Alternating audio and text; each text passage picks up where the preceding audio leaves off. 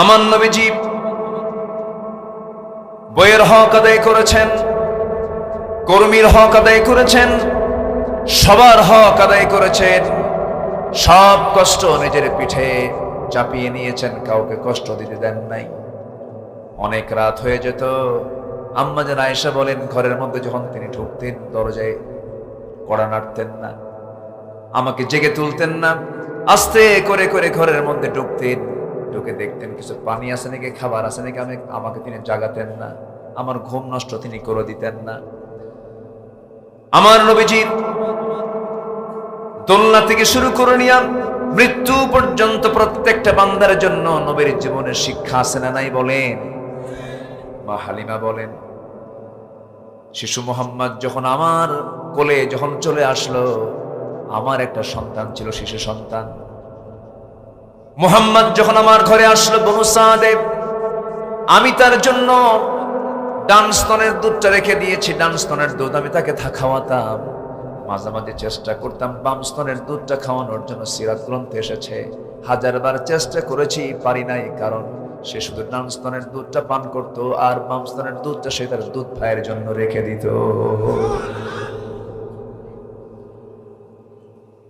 আমার বন্ধুগণ,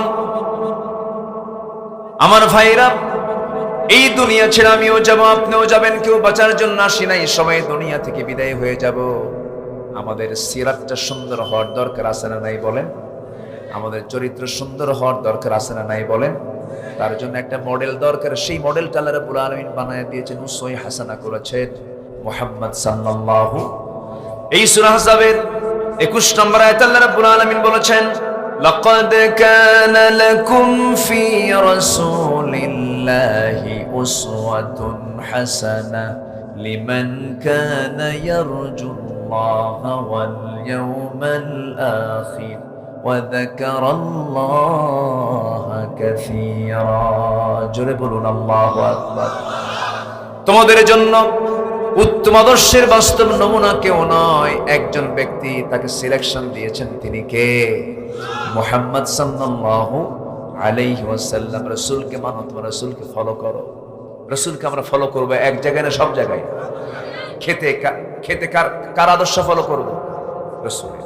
রাসূল কেমন করে খেতেন, হাসতেন কেমন করে, চলতেন কেমন করে, হাঁটতেন কেমন করে, ঘুমাতেন কেমন করে, আমার রাসূলের সকল আমলের সুন্নাহ সবকিছু হাদিসে আছে না নাই? আছে না নাই? সেই মডেলগুলো বাদ দিয়া যুবকরা এখন মডেল ধরেছে হলো ইন্ডিয়ান কিছু অভিনেতা আছে, আবার কিছু খেলোয়াড় আছে, ফুটবল ক্রিকেটারদেরকে ফলো করে। ক্রিকেটারদের মাথার চুল কেমন, ওইরকম করে চুল কাটে। বিশ্বকাপ খেলা দেখে, মেসির মাথার চুলের সাইজে। আছে না নাই? দুই দিকে চুল নাই। এখন ম্যাক্সিমাম যুবকদের মাথার চুল দুই দিকে চুল নাই, পিছনেও চুল নাই, চামড়া বের করা, মাথার উপরে গোল কইরা সেন্ট মার্টিন দি। আছে না নাই? নারিকেল জিনজিরা। যখন বলা হয় যুবক তোমার এই স্টাইল তুমি পাইছো কোথায়, এটার আদর্শ কোথায়, তোমার এটার মূলটা কোথায়, কে বুঝবেন না হুজুর? আপনি কিছু বোঝেন? আপনি তো ব্যাক ডেটেড, আপডেট হতে হয়। দেখতেছেন না খেলা হচ্ছে, কে তোমার এই মডেলটা? কে? মেসি। তুমি কে? নেইমার। তুমি কি? কুত্তা। আছে না নাই?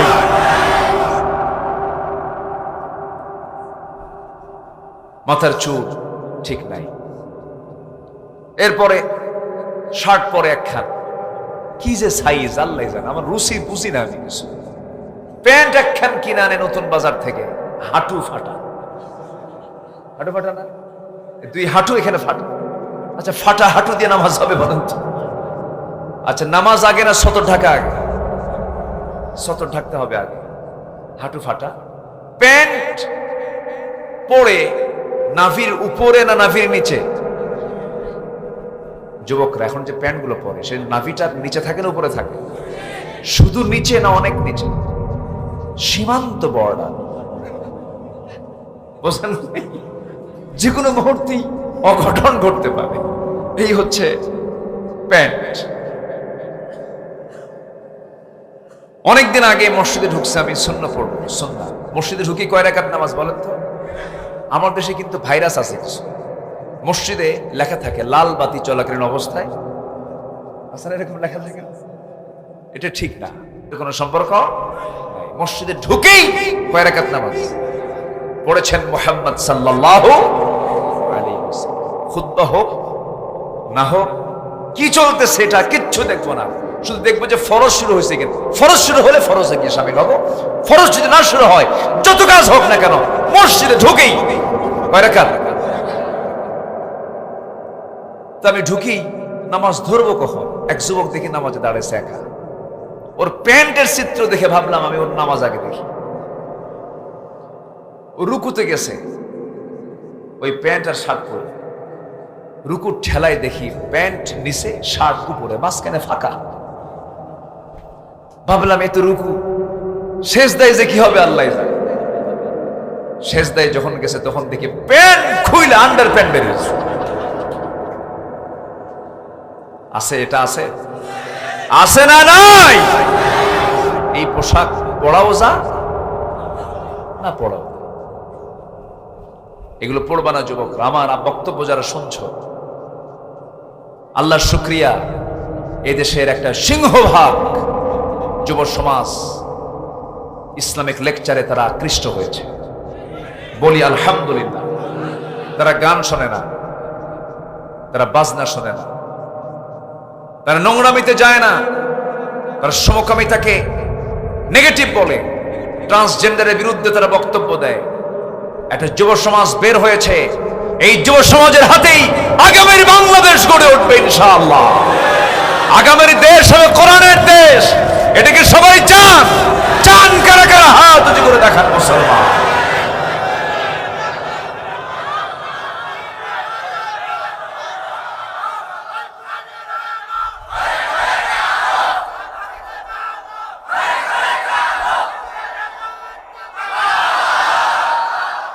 আল্লাহ কবুল করুন, জোরে বলি আমিন, আরো জোরে আমিন।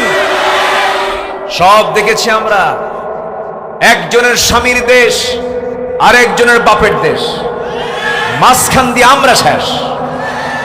কারো বাপের দেশ দেখতে চাই না, কারো স্বামীর দেশও দেখতে চাই না, আমরা দেখতে চাই কোরআনের দেশ। জোরে বলি ইনশাআল্লাহ। আল্লাহ কবুল করুন, জোরে বলি আমিন। আর কিছু আলেম সমাজকে আমি জানিয়ে দিতে চাই, মিডিয়া তো আছে, সমস্যা নেই, জানিয়ে দিতে চাই ফতুয়াবাজি করবেন না। খালি হারাম হারাম খোঁজে, আছে না কিছু, এটা হারাম, এটা হারাম, এটা হারাম, এটা ওদের কিতাবের নামই একটা আছে, মানে কিতাবুল হারাম।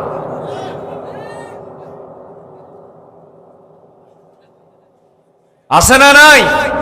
ইয়াসসিরু ওয়ালা তুআসসিরু, বাশশিরু ওয়ালা তুনাফফিরু, এগুলো পড়েন না। ইন্নামাল মুমিনুনা ইখওয়া ফাসলিহু বাইনা আখাওয়াইকুম ওয়াত্তাকুল্লাহ। এগুলো কার কথা? কার কথা?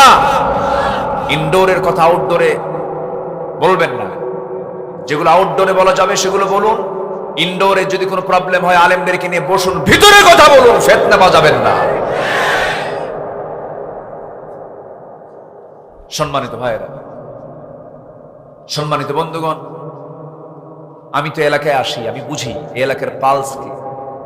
আপনারা অনেক সচেতন, বলি আলহামদুলিল্লাহ।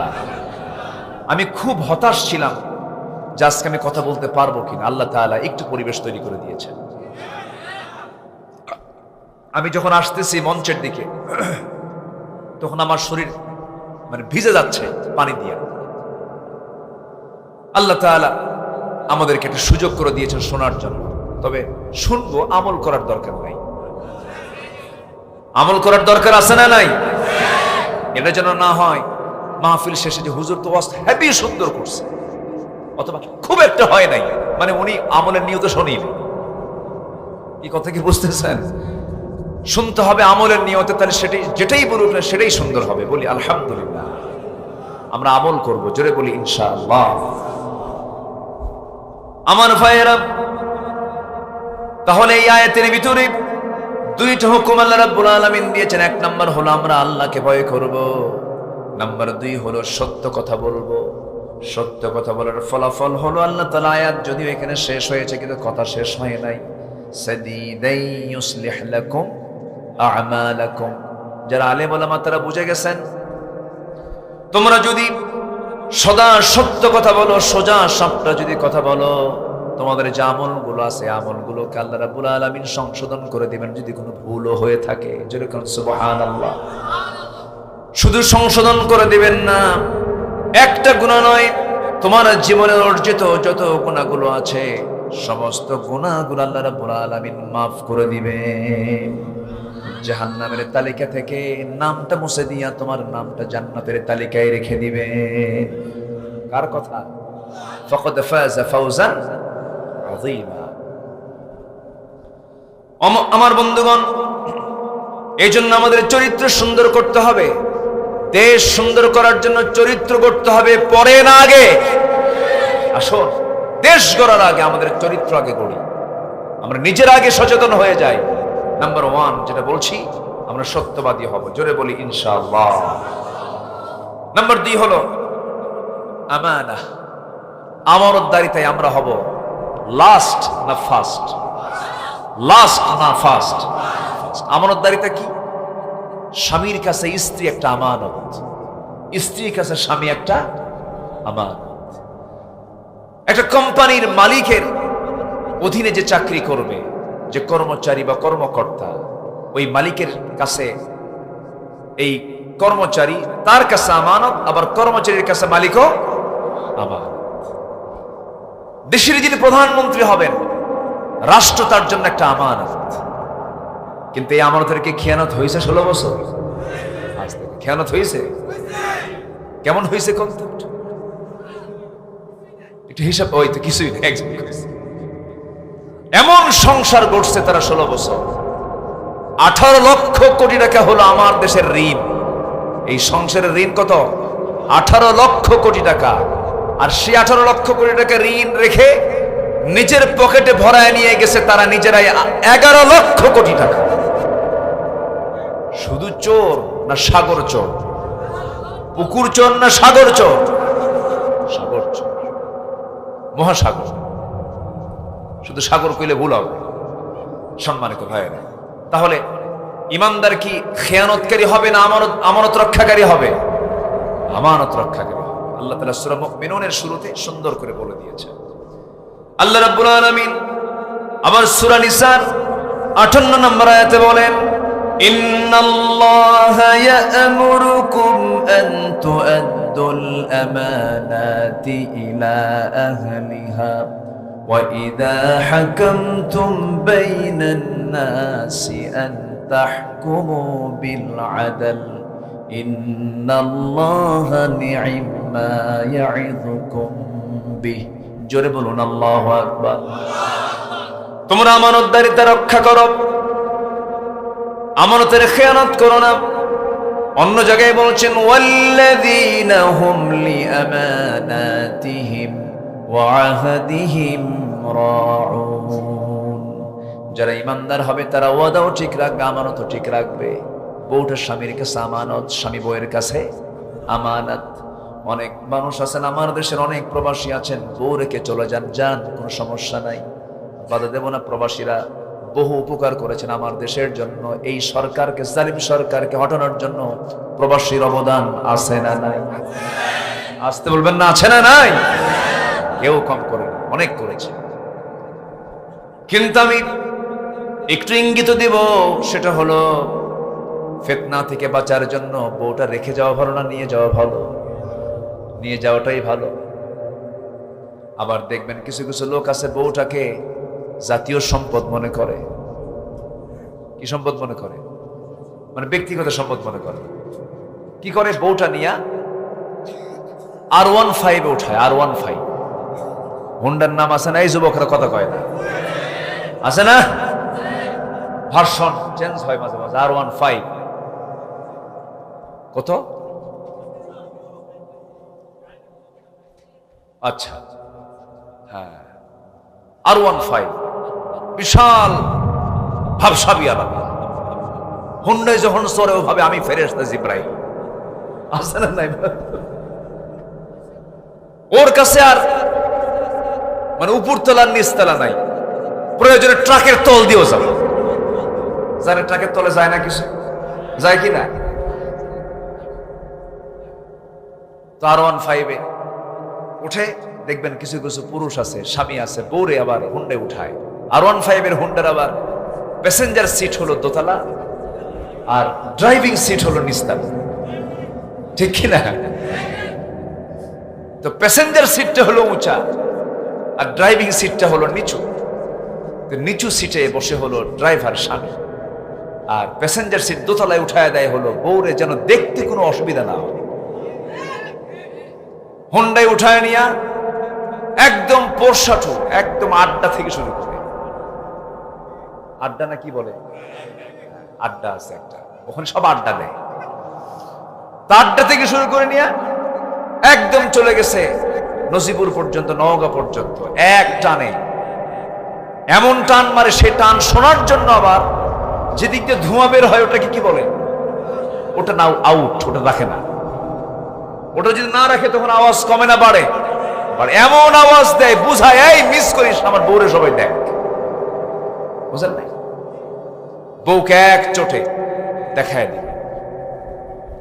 সন্ধ্যার আগ দিয়ে আত্রাই নদীর তীরে ঘেঁষে গোধূলি বেলায় সূর্যের হলুদ কিরণ সূর্যের সামনে বউটাকে পাশে দাঁড়ায়া দিয়া 16 Pro Max, এই ঠিক আছে না এই যুবকরা, 16 Pro Max দিয়ে ছবি তুলে সেই ছবি ফেসবুকে আপলোড করে লিখে দেয়, প্রিয় বন্ধুরা আসুন সবাই আমার বউকে জামাতের সাথে দেখি। কিসের সাথে? জামাতের সাথে। বউ কি জামাতের সাথে দেখার জিনিস? বউ কি জাতীয় সম্পদ না ব্যক্তিগত সম্পদ? এটা কি আমানত রক্ষা না আমানত খেয়ানত? আমানতের। এইরকম করে ইমানদার কখনো আমানতের খেয়ানত করবে না। বউয়ের হক আদায় করবে, স্বামীর হক আদায় করবে। মেয়েরা, আমার মা আজকের মাহফিলে যারা উপস্থিত হয়েছেন, আপনার সৌন্দর্য দেখার জন্য পৃথিবীতে একজন পুরুষকে জায়েজ করা হয়েছে, সে হচ্ছে আপনার স্বামী। আপনার স্বামীর সামনে আপনার কোনো সতর নাই, সব দেখবে আপনার স্বামী, কোনো সমস্যা নাই। আপনি আপনার স্বামীর সামনে সাজবেন, অঙ্গ সজ্জা সাজবেন, কোনো সমস্যা নাই। কিন্তু মেয়েরা আজকে অধিকাংশ সাজে স্বামীর সামনে না মার্কেটে যেতে। কোথায় যেতে সাজে? মার্কেটে যেতে সাজে। এটা আমানতের খেয়ানত করা হলো। স্বামীকে ধমক দিয়ে বলে, তুমি কি মার্কেট বুঝো? তুমি শাড়ি নিয়ে আসো, 300 টাকার শাড়ি তুমি 1000 টাকা দিয়ে তুমি সংসার ধ্বংস করবো। এক ধমক দিয়ে স্বামীকে কাইদ করে থুইয়া চলে গেছে পার নওগাঁ। কি নওগাঁ আছে না? পার নওগাঁ আছে না? ভাবতেছেন চিনি না? সব চিনি। চলে গেছে পার নওগাঁ, নিউ মার্কেটে ঢুকছে। দোকানদারের সামনে গিয়ে মাথার চুল ছেড়ে দেওয়া, 3 পিস পরা, হাই হিল লাগানো, ভ্যানিটি একখান ব্যাগ নিছে, মাথা থেকে পা পর্যন্ত সব জায়গায় সাজানো, মুখে মানে আটা ময়দা দিয়ে প্লাস্টার করা। আছে কিনা বলেন? আছে না? এগুলো ধোকাবাজি। এগুলো কি বলেন তো? ধোকাবাজি। লোক আসলে কি কালার বোঝাই মুশকিল। চলে গেছে মার্কেটে, দোকানদারের সামনে গিয়ে ঠ্যাঙের উপরে ঠ্যাং তুলে দিয়ে বলে, ভাইয়া একটা শাড়ি দেখানো যাবে কি? মানে আছে না? আছে না? নাই? এমন সুন্দরতার বাচন ভঙ্গির শব্দের উপস্থাপনা, দোকানদার তো চিত হয়ে পড়ে গেছে। দোকানদার শাড়ি একখান বের করে নিজের গায়ে লটকা দিয়ে বলে, আপা এই শাড়ি কিন্তু আপনাকে দারুণ মানাবে। ওটা আরেক বদমাইশ। আছে না? নাই? অথচ যেখানেই থাকো ইমানদার, সেখানে দাওয়াতি কাজ করো, ঠিক কিনা? ইউসুফ আলাইহিস সালাতু ওয়াস সালাম আক্রান্ত হলেন, তার সুন্দর চেহারা ছিল তার বড় ফিতনা। সুন্দর চেহারা আল্লাহ কোন নবীকে দান করেছিলেন? এত সুন্দর, মানে তার দিকে তাকালে আর চোখ ফেরতের সুযোগ। এত সুন্দর চেহারা আল্লাহ পাক তাকে দান করেছিলেন। জুলাইখা পাগল হয়ে গেল। কি বিপদ! তাও সাধারণ কোন মহিলা না, ওই দেশের রাষ্ট্রপ্রধানের বউ। কি শুধু কি বিপদ না মহা বিপদ, পাগল হয়ে গেছে। শেষ পর্যন্ত বিভিন্ন ফিকির কইরা, জিকির কইরা, ফন্দে ফিকির কইরা আল্লাহর পয়গম্বর ইউসুফকে শেষ পর্যন্ত ঘরের মধ্যে তুলে ছাড়ল। 12টা দরজা লক, সব তালাবদ্ধ, পিন পতন নীরবতা, চুল পরিমাণ কোনো আওয়াজ নেই, কোনো প্রাণীও নাই, এমনকি একটা পিঁপড়াও নাই। জুলাইখা বলছে, ইউসুফ, এই জায়গায় তুমি আর আমি, পৃথিবীর কেউ জানবে না আমাদের এই প্রেম কাহিনী। একবার বলো তুমি আমাকে ভালোবাসি। আল্লাহর পয়গম্বর তিনি সেই মুহূর্তে বলছেন, তুমি আমাকে কেন ভালোবাসো? তোমাকে দেখতে দারুণ সুন্দর। আমার প্রশংসা করো কেন? আমাকে যিনি সুন্দর করেছেন তার প্রশংসা করো। যেরকম সুবহানাল্লাহ। ঢেকি স্বর্গে গেলেও আছে না কথা, ঢেকি স্বর্গে গেলেও ধান পাবে, একটা কথা আছে। এত বড় মুসিবতে পড়েছেন আল্লাহর পয়গম্বর, সেখানেও ওই মহিলাকে দাওয়াত দিচ্ছেন। সাইয়েদনা ইউসুফ আলাইহিস সালাম, জুলাইখা, আমার চোখের প্রশংসা করো না, আমার চুলের প্রশংসা করো না, আমার চেহারার প্রশংসা করো না, আমাকে যিনি বানিয়েছেন সুন্দর করে, সে সুন্দর আল্লাহর প্রেমে পাগল হয়ে যাও। আল্লাহু আকবার। জুলাইখা তবুও পাগল। শেষ পর্যন্ত অনেক চেষ্টা করা হলো। সাইয়েদনা ইউসুফ কি তার দিকে ঝুঁকে পড়েছেন? কাকে ভয় করেছেন? এটাই হলো কার ভয়? আল্লাহর ভয়। নারীর প্রতি পুরুষের টান আছে না নাই? আসতে বলে আছে না নাই? ওমা উবাররিউ নাফসি ইন্নান নাফসা লাম্মারাতাম বিসু। মন চায়, কিন্তু মন চাইলে কি সব করা যাবে? মন চাইলে কি সব করা যাবে? নারীর প্রতি টান পুরুষের কে দিয়েছেন? আবার পুরুষের প্রতি নারীর টান কে দিয়েছেন? আল্লাহ দিয়েছেন। কিন্তু এই টান থাকতে হবে পরের বউ না নিজের বউ? দেখছেন অনেকে পরের বউ কইছে, এই পরের বউ না নিজের বউ, এটা যেন মনে থাকে। অন্যের বউ না। অন্যের বউ হলো খেয়ানত হয়ে যাবে। এখন তো মোবাইলের যুগ, আর পিয়নের দাম নাই, পিয়ন সবচেয়ে বড় হলো মোবাইল। আমার বন্ধুগণ, কত সংসার ভেঙে যাচ্ছে মোবাইলের কারণে, আছে না নাই বলেন? সংসার সব ভেঙে চুরমার হয়ে যাচ্ছে, খেয়ানত হয়ে যাচ্ছে। গত 2 বছর আগে চুয়াডাঙ্গা মাহফিল ছিল, সেখানে গেলাম। খেতে বসেছি, এশার নামাজের সময় খাইতে শুরু করব। আমি এক মুরব্বি এসে বলছে, হুজুর আমার জন্য দোয়া করেন। বললাম, কি দোয়া? আমার বড় মেয়ের জন্য দোয়া করবেন। বড় মেয়েটার বিয়ে দিছি ঠাকুরগা। ঠাকুরগা বিয়ে দিলেন কেন? মানুষ চুয়াডাঙ্গার এই 300 মাইল দূরে বিয়ে দিলেন। বলতেছে, হুজুর বিয়ে তো আমি দেই নাই, বিয়ে হয়ে গেছে। বললাম, বিয়ে হয়ে গেল কেমনে? বিয়ের ঘটক কে? হুজুর বিয়ের ঘটক হলো মোবাইল। বিয়ের ঘটক কে? তাহলে এখন বিয়ে হওয়ার সহজ উপায় কি? আসতে কয়, দয়া করিয়া সবার মেয়েকে একটা করে মোবাইল কিনিয়ে দিবেন। ঠিক আছে না? দেখছেন চাচা কি কয়? বুদ্ধি ভালোই আছে তো। সম্মানিত ভাইয়েরা, তাহলে আমানতের কি খেয়ানত করা যাবে? আমার মা, আমার বোন, বিবাহ পূর্ব যে রিলেশন আপনি করছেন, একটা ছেলেকে ভালোবাসতেছেন, নোংরামি করছেন, এটা ভালোবাসা বলেন, এটা নোংরামি বলে, এটা জেনা বলে। আপনি টাইম পাস করছেন, আপনি জেনা করছেন। আপনি কথা বলছেন, আপনি তার সঙ্গে টাইম পাস করছেন। আপনার বিয়ে অন্য কোথাও হলে পরে আপনি ওই স্বামীর হক নষ্ট করেছেন। এটা আমানতের খেয়ানত। এটা আমানতের কি? যা কিছু হবে বিয়ের আগে না বিয়ের পরে আসতে হয়। স্বামী স্ত্রীর সম্পর্ক এটা জান্নাতের সম্পর্ক। কিসের সম্পর্ক বলেন? খেয়ানত করা যাবে না, আমানত রক্ষা করতে হবে। আমি 15টা গুণের কথা বলেছি, চারিত্রিক গুণ আমরা 15টা অর্জন করব। নাম্বার 3 হলো আল্লাহ রাব্বুল আলামিন সুন্দর করে বলছেন ধৈর্যশীল হতে হবে। কি হতে হবে বলেন? বসেন তো, খালি ডাকে। আমার ভাইকে দেখেন, এত সুন্দর চেহারা মানুষকে ছাড়া যায় বলেন তো? আল্লাহর পয়গম্বর ইউসুফের চেহারা সুন্দর ছিল না? কি সুন্দর চেহারা মানুষ দেখেন। বলি আলহামদুলিল্লাহ। আমরা একসঙ্গে দোয়া করে যাবো ইনশাআল্লাহ। জোরে বলি ইনশাআল্লাহ। একটা লোক নড়ছে না, মাশাআল্লাহ। সবাই ফজর পড়বেন তো নাকি? ফজর মিস হবে না কারো? এশার নামাজ আওয়াজ কমে গেছে, অনেকে পড়ে নাই, আমি বলবো না এটা। সবাই কি ফজর পড়বেন? শুধু এই ফজর না, সব ফজর। ফজর দিয়ে যার দিন শুরু হবে তার কোনো নামাজ কাজা হবে না। সকল নামাজের মূল নামাজ কোন নামাজ? নামাজের সকল 5 ওয়াক্ত নামাজের মা হচ্ছে ফজর। মা হচ্ছে কি? ফজর। ফজর নামাজ পড়বেন কারা কারা একটু হাত তুলে দেখান দেখি।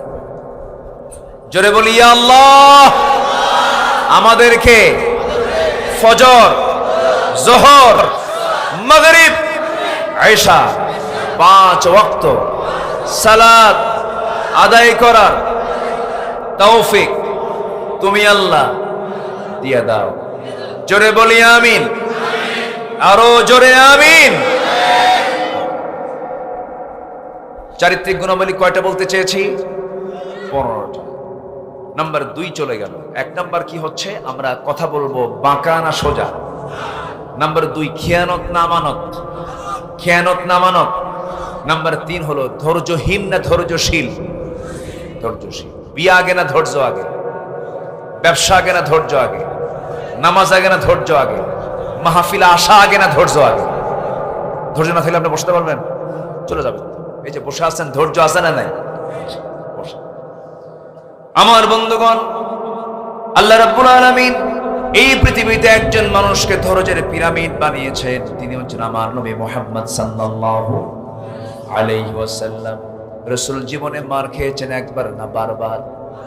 বারবার মার খেয়েছেন। এত মার খেয়েছেন যে তায়েফের কথা কে না জানেন, কি ধৈর্যের পিরামিড তিনি ছিলেন। মুসা আলাইহিস সালাম তার কওম ধ্বংসের জন্য আল্লাহর কাছে প্রার্থনা করেছেন।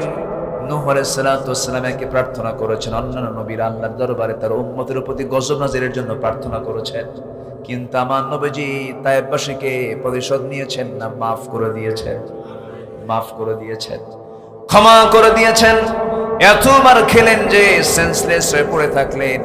মাথা রক্তগুলো গড়ে গড়ে শরীর দিয়ে ভিজে ভিজে পার তলার গিয়ে জুতার তলার সঙ্গে পায়ের তলার জামাট বেঁধে গেছে। টেনে টেনে জুতাটা টান মেরে বের করা যায় না, এমন পরিমাণ রক্ত ঝরেছে নবীজির দেহ থেকে। চোকা চোকা পাথর নবীর গায়ে নিক্ষেপ করা হয়েছে। তায়েফের সমস্ত কাফেররা মেরে দিয়েছে। আমার নবীজির সেন্সলেস থেকে সেন্স যখন ফিরে এসেছে, জিবরিল আমিন এসে বললেন, ইয়া রাসূলুল্লাহ, আপনি যা বলবেন তাই হবে। এই তায়েফকে 2 দিকের পাহাড় দিয়ে চাপা দিয়ে শেষ করে দেওয়া হবে। রাসূল একখান মুস্কি হাসি মেরে বলেন, ভাই জিবরাইল, যদি ধ্বংসই করে দাও, কালিমার দাওয়াত আমি কার কাছে পৌঁছাবো? আমি মাফ করে দিলাম, আমি ক্ষমা করে দিলাম। কি ধৈর্য তার মধ্যে কাজ করেছে? কোনো হিংসা তার মধ্যে কাজ করে নাই, কোনো প্রতিশোধ তার মধ্যে কাজ করে নাই। ইমানদার কি হিংসুক হয় না উদার হয়? হিংসুক ইমানদার কি প্রতিশোধ পরায়ণ হয় নাই, সে উদার হয়, উদার হয়, ক্ষমাশীল হয়। আপনি মানুষকে ক্ষমা করবেন, আল্লাহ আপনাকে ক্ষমা করবেন। আল্লাহু আকবার। আপনি শক্ত হবেন, আল্লাহ শক্ত হয়ে যাবেন। এই জন্য আমরা নম্রতা শিখবো, আমরা ধৈর্যশীলতা শিখবো। আমরা ধৈর্যের সঙ্গে আল্লাহর সম্পর্ক বড় গভীর সম্পর্ক। আল্লাহ নিজে বলছেন, আল্লাহু মা'আস সাবিরিন, আমি আল্লাহ ধৈর্যশীলদের সঙ্গে সর্বক্ষণ আছি। জোরে কোন সুবহানাল্লাহ। নাম্বার 4 হলো তাওয়াক্কুল। নাম্বার 4 হলো নির্ভরতা। নাম্বার 4 হলো একমাত্র ভরসা। ভরসা করবে একমাত্র কার উপরে? আসতে বলবেন না, কার উপরে?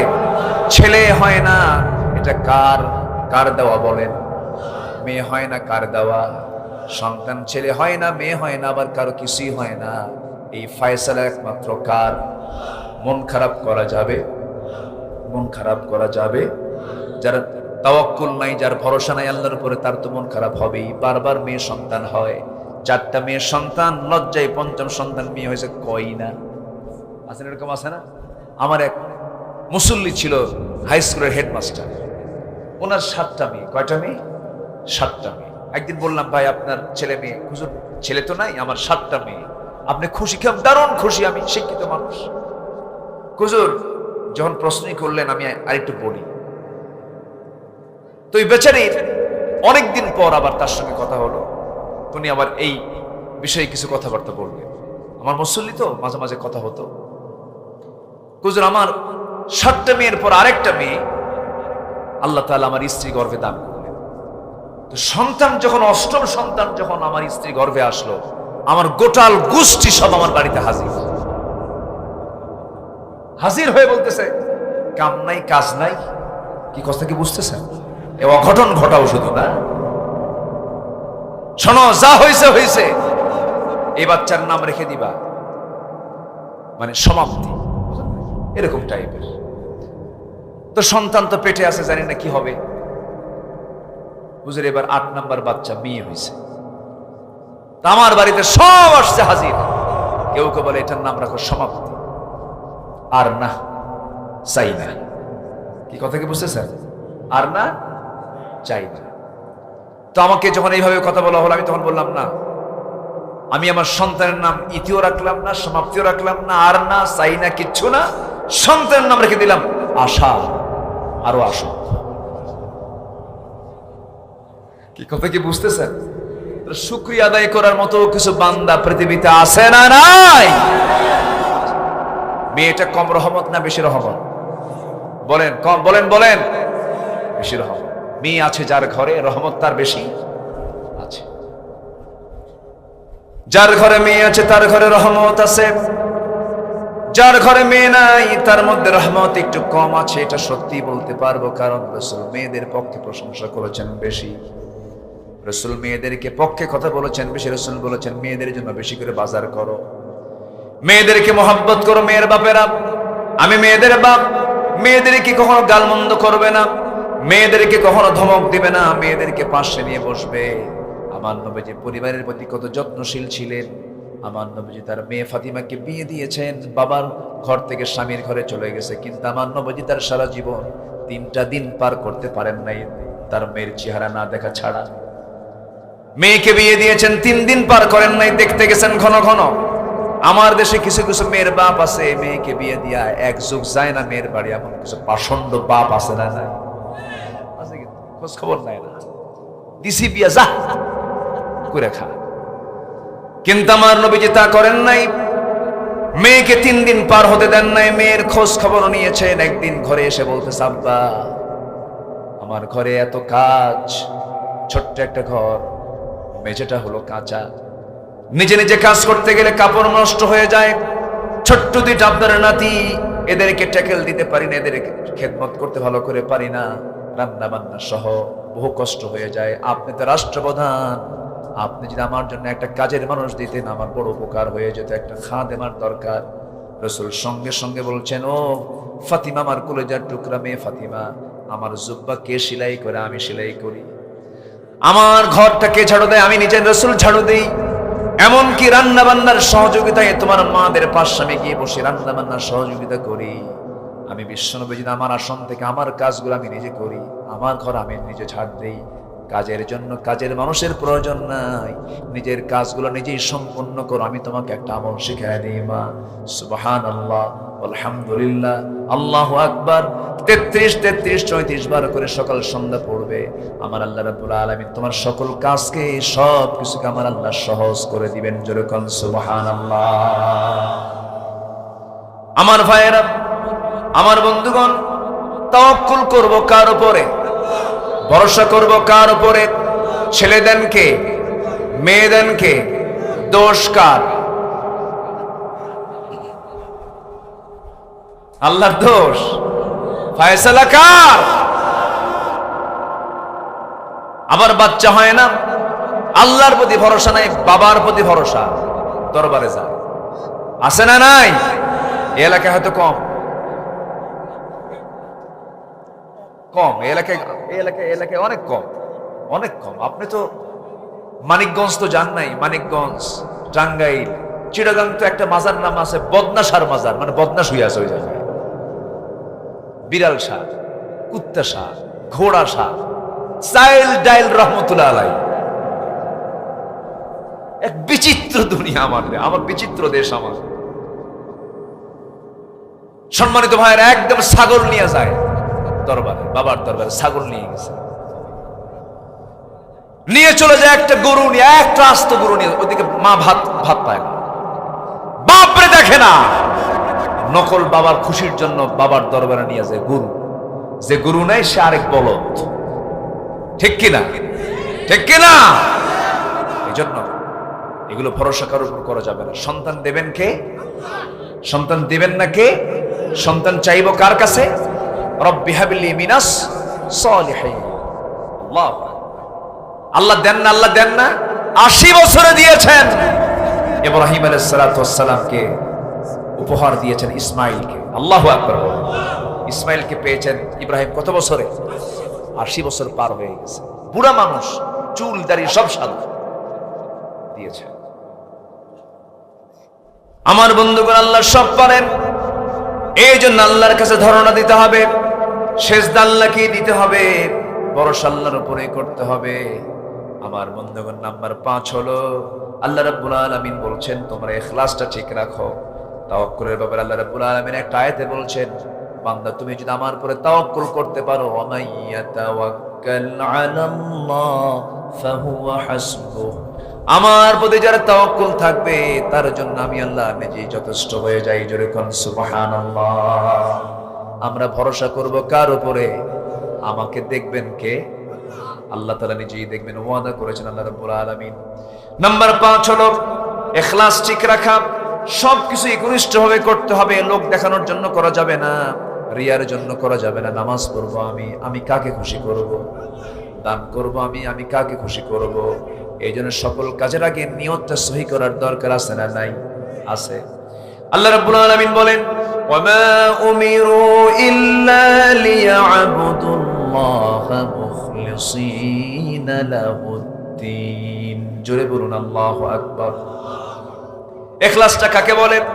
একটা এক্সাম্পল দিলেই স্পষ্ট হয়ে যাবে। এক যুদ্ধের ময়দানে সাইয়েদনা আলী একজন কাফেরকে ধরাশয়ী করে জমিনে ফেলে দিলেন, তার উপরে বুকের উপরে গিয়ে বসলেন, তরবারি নিয়ে তার কলিজা বরাবর ছেদ করবেন। এমন সময় ওই শত্রু তার মুখ থেকে এক মুখ পরিমাণ থুতু জমা নিয়ে তার সেই থুতুগুলো সাইয়েদনা আলীর মুখ বরাবর মেরে দিলেন। সাইয়েদনা আলীর রাগটা এখন কমার কথা না বেড়ে যাওয়ার কথা? বেড়ে যাওয়ার কথা, কিন্তু রাগ সঙ্গে সঙ্গে তার কমে গেল। একদম থেমে গেলেন, ঠান্ডা হয়ে গেলেন। তিনি তার বুক থেকে উঠে দাঁড়ালেন, তরবারি হাতের মধ্যে নিয়ে বললেন, তোমাকে ছেড়ে দিলাম, তুমি এখন চলে যাও। লোকটা বলছে, কাফেরটা বলছে, তুমি আমাকে ছেড়ে দিলে, এখন তোমার রাগ তো বেশি হওয়ার কথা ছিল। সাইয়েদনা আলী বলছেন, তোমাকে যখন আমি আঘাত করছিলাম সেই সময় আমি আল্লাহর জন্য, আল্লাহর দ্বীন কায়েমের জন্য তোমাকে শত্রু মনে করে আঘাত করেছি, কিন্তু তুমি যখন আমাকে থুতু মেরেছ আমার মুখ বরাবর, সঙ্গে সঙ্গে আমার ব্যক্তিগত রাগ চলে এসেছে। ব্যক্তিগত রাগ আসার কারণে আমি তোমাকে যদি এখন আঘাত করি, কিয়ামতের দিন আল্লাহ পাক আমাকে খুনের কাতারে দাঁড় করাবেন। আল্লাহু আকবার। যা হবে কার জন্য? মুখলিসিনা লাহুদ্দিন, মুখলিসিনা লাহুদ। লোকজন চলে যাচ্ছে কেন? দোয়া করে দেব। হ্যাঁ, শেষ করে দেব।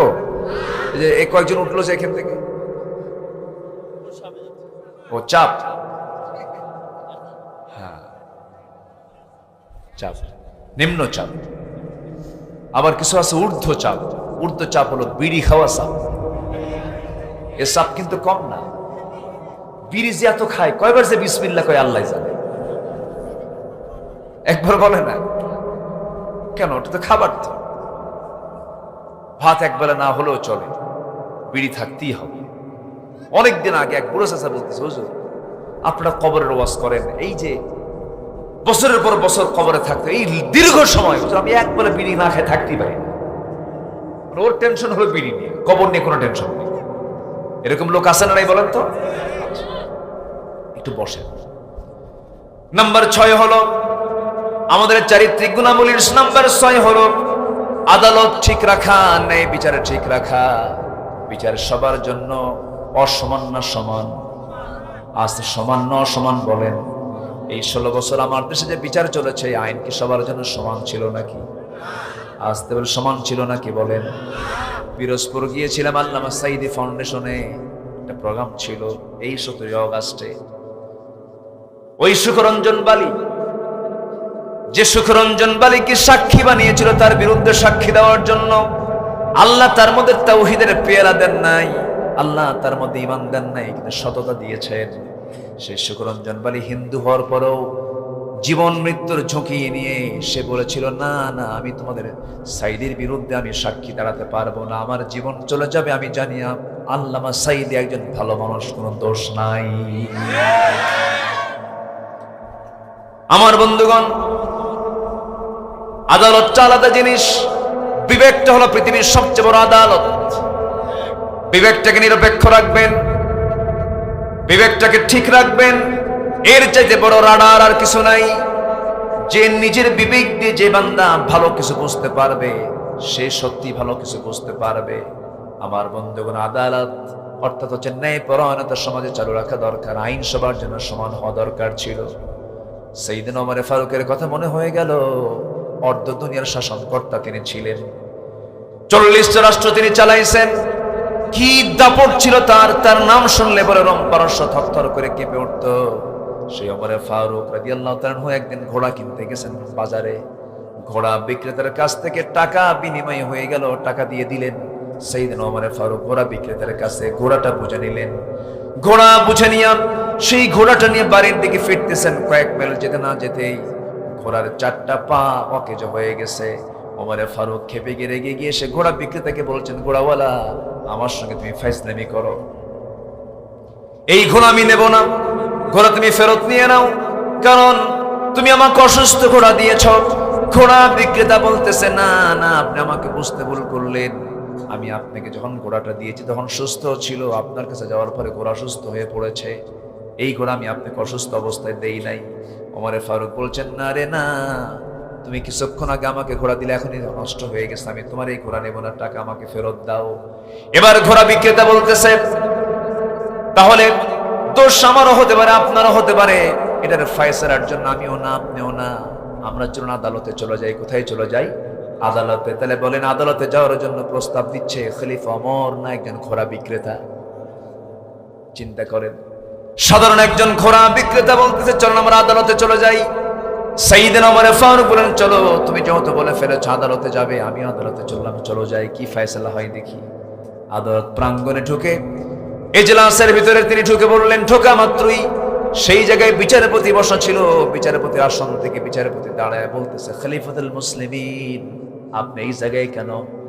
আপনি খলিফা, আমাদের কি হয়েছে? আপনি কি বিষয় নিয়ে আদালতে হাজির হয়েছেন? সঙ্গে সঙ্গে ওমর ফারুক বলছেন, বিচারপতি আপনার চেয়ারে আপনি বসুন, আপনি ওমরকে দেখে বিচার করবেন না, আপনি কোরআনকে সামনে রেখে বিচার করবে। সুবহানাল্লাহ। দুনিয়াতে বসে জান্নাতের সংবাদ এমনি পাওয়া যায় নাই।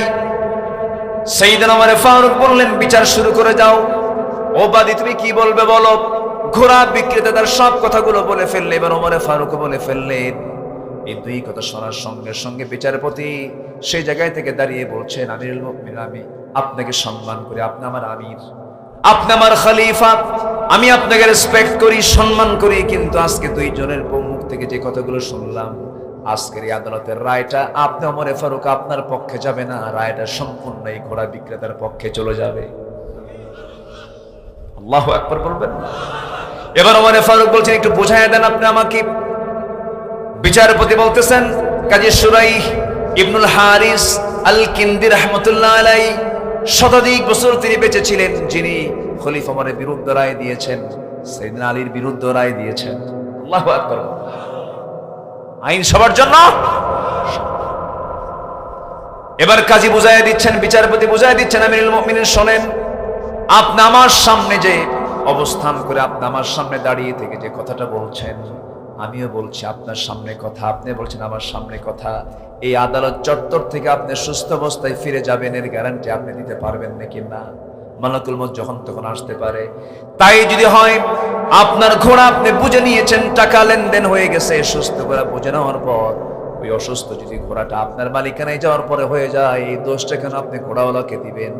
অসুস্থ হয়েছে আপনার মালিকানা, এটা আপনাকে বুঝে নিতে হবে। ঘোড়া, আপনি অসুস্থ ঘোড়া নিয়ে আপনার বাড়িতে চলে যান। সুবহানাল্লাহ বলবেন না? চলে আসলেন বাড়িতে, মুচকি হাসি মেরে চলে আসলেন। পরের দিন সেন্ট্রাল কমিটির বৈঠক, মজলিসে শুরার বৈঠক। সেই শুরার বৈঠকে ওমর ফারুক বললেন, শোনো, অমুক জনপদে একজন আঞ্চলিক বিচারপতি আছে, যে আঞ্চলিক বিচারপতির কাছে আমি বিচার প্রার্থী হয়ে দাঁড়িয়েছিলাম, সে এত বড় সাহসী, সে ব্যক্তিকে দেখে বিচার করে নাই, সে কোরআনকে দেখে বিচার করেছে। আমি ওমর আমার বিরুদ্ধে পর্যন্ত রায় দিতে সে দিল কাঁপায় নাই, সে ভয় পায় নাই। আমার বিশ্বাস ওকে ওই জায়গা থেকে নিয়ে জাতীয় পর্যায়ে বিচারপতি বানাও, তাকে পদোন্নতি দিয়ে দাও। জোরে কোন সুবহানাল্লাহ। খলিফার বিরুদ্ধে রায় দিলে পরে তাদের পদোন্নতি হতো, তাদের প্রমোশন হয়ে যেত।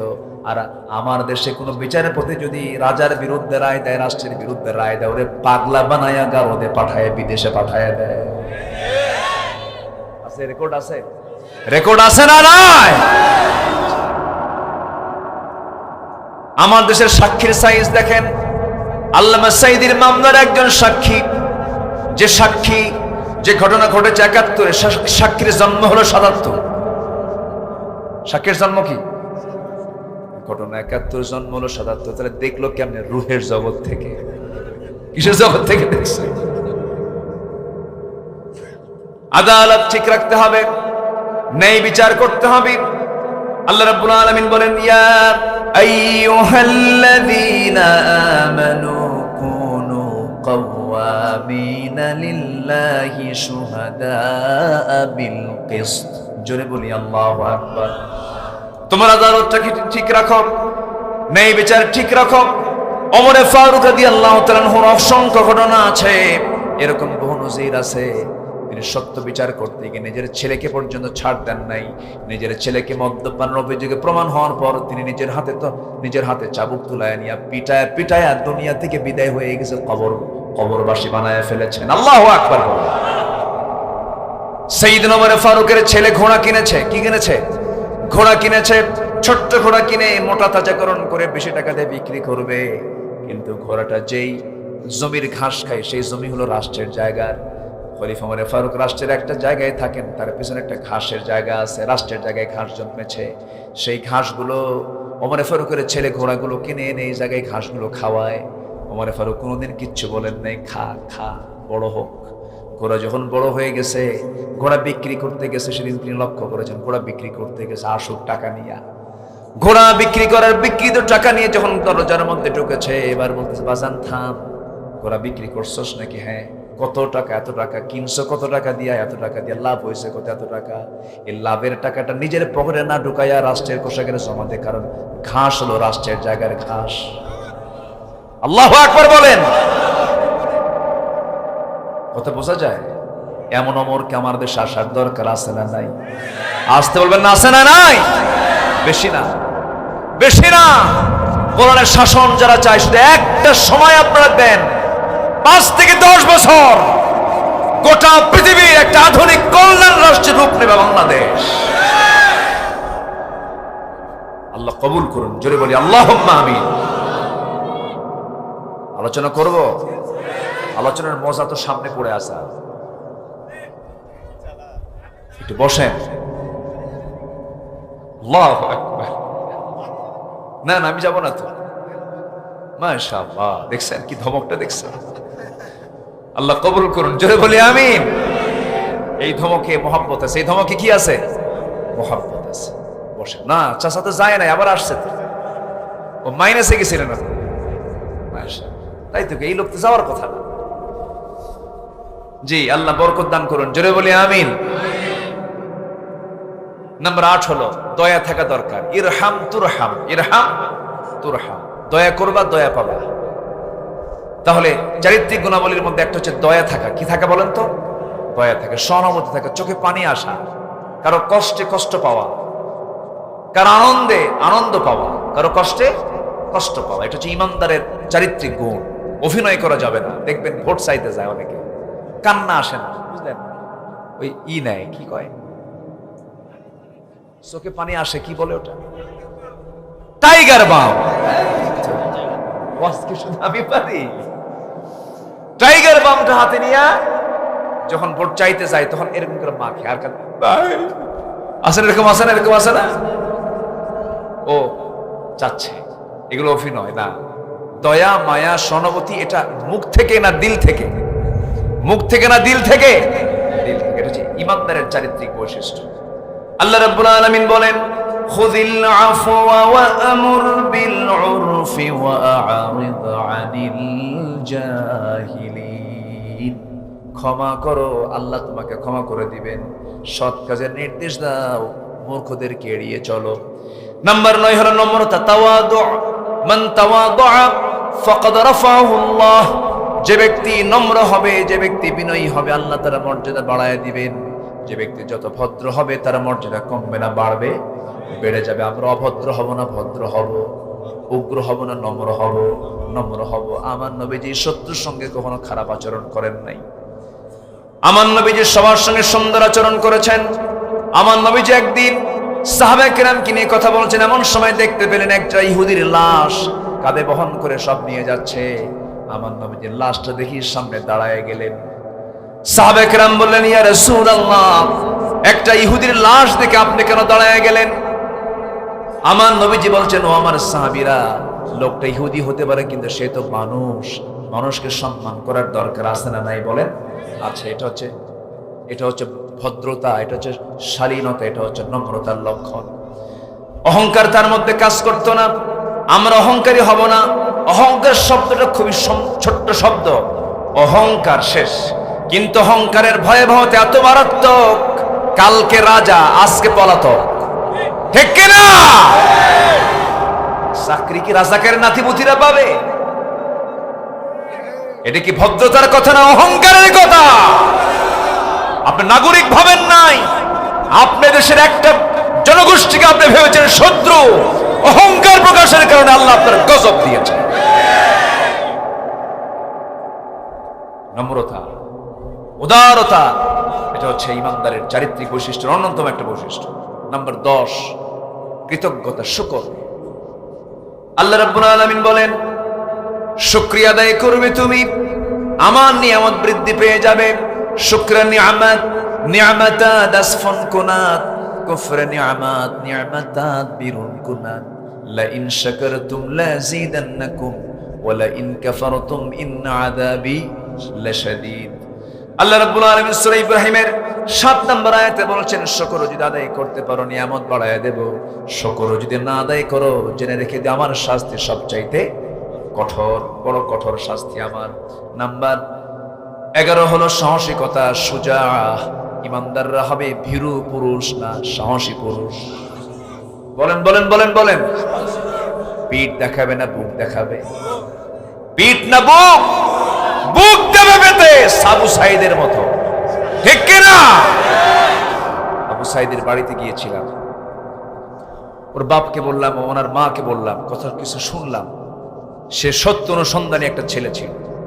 সে সবসময় সহি সত্যকে খুঁজে বেড়ানোর জন্য চেষ্টা করেছে।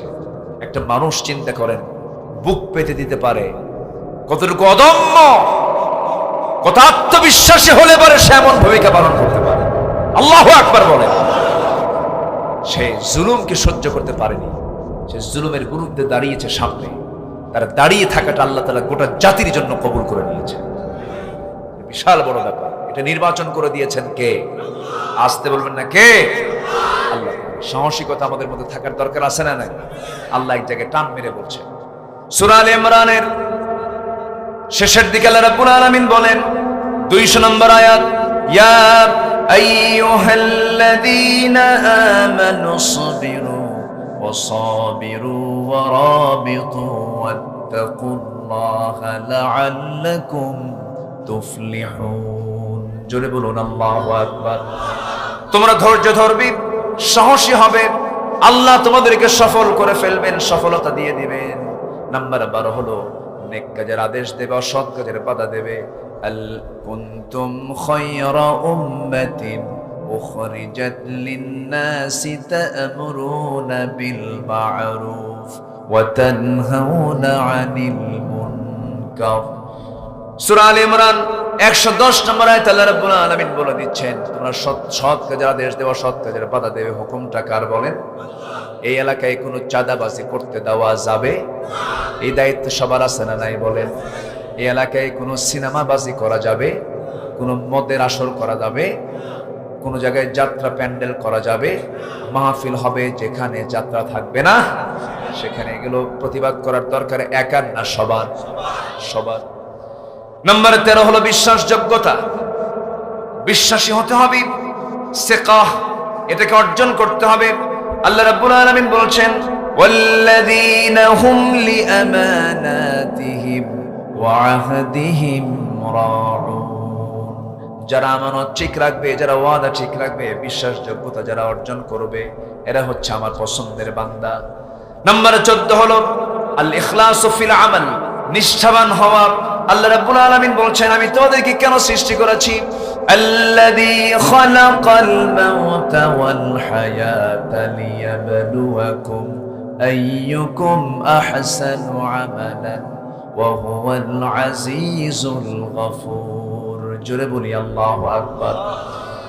নিষ্ঠার সাথে সমস্ত কাজগুলো করা, সময় আনিন নাস আল্লাহু ইউহিব্বুল মুহসিনিন, যারা ক্রোধকে সংবরণ করবে, দমন করবে, মানুষকে যারা মাফ করবে, আল্লাহ তাকে মাফ করে দিবেন। জোরে বলি সুবহানাল্লাহ।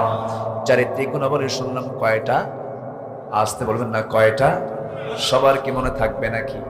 মনে রাখবেন ইনশাআল্লাহ। 1 নাম্বার হলো সত্যবাদিতা। বলেন কি 1 নাম্বার কি? নাম্বার 2 হলো আমানতদারিতা। নাম্বার 3 হলো ধৈর্যশীলতা। নাম্বার 4 হলো তাওয়াক্কুল। নাম্বার 5 হলো ইখলাস। নাম্বার 6 হলো আদালত, ন্যায় বিচার। নাম্বার 7 হলো তওবা, ক্ষমা প্রার্থনা। নাম্বার 8 হলো দয়া সহানুভূতি। নাম্বার 9 হলো নম্রতা। নাম্বার 10 হলো কৃতজ্ঞতা। নাম্বার 11 হলো সাহসিকতা। নাম্বার 12 হলো নেক কাজের আদেশ দেওয়া, সৎ কাজের বাধা প্রদান করা। নাম্বার 13 হলো বিশ্বাসযোগ্যতা। নাম্বার 14 হলো নিষ্ঠাবান হওয়া। নাম্বার 15 হলো সহনশীল হওয়া। এই সমস্ত গুণগুলো আমি আমার মুখ থেকে বললাম না আল্লাহর আয়াত দিয়ে বললাম? আল্লাহর আয়াত মানে কার কথা? আল্লাহর কথা। এই সমস্ত গুণগুলো অর্জন করো, আল্লাহর 8টা জান্নাত খুঁজে বের করে জান্নাতে প্রবেশ করো। আল্লাহ কবুল করুন। জোরে বলি আমিন। সবার বাড়িতে মা বোন আছে না নাই? মা বোনরা পর্দা করে কিনা এই ব্যাপারে খেয়াল করার দরকার আছে না নাই? মেয়েদের জন্য পর্দা করা কি? আরো জোরে, আরো জোরে, আরো জোরে। যারা মেয়েদেরকে উলঙ্গ দেখতে চাই তারা জেনাকার, ঠিক কিনা? যারা মেয়েদেরকে উলঙ্গ দেখতে চাই তারা কি বলেন? জেনাকার। জেনার পক্ষে যারা থাকে তারাই জাতীয় কথা বলতে পারে। আমার মেয়েকে ঢাকিয়ে দিতে হবে, আমার স্ত্রীকে ঢাকিয়ে দিতে হবে বোরকা দিয়ে। এই দায়িত্ব একার না সবার। আল্লাহ তাআলা সবাইকে এই দায়িত্ব পালন করার তৌফিক দান করুন। জোরে বলি আল্লাহুম্মা আমিন।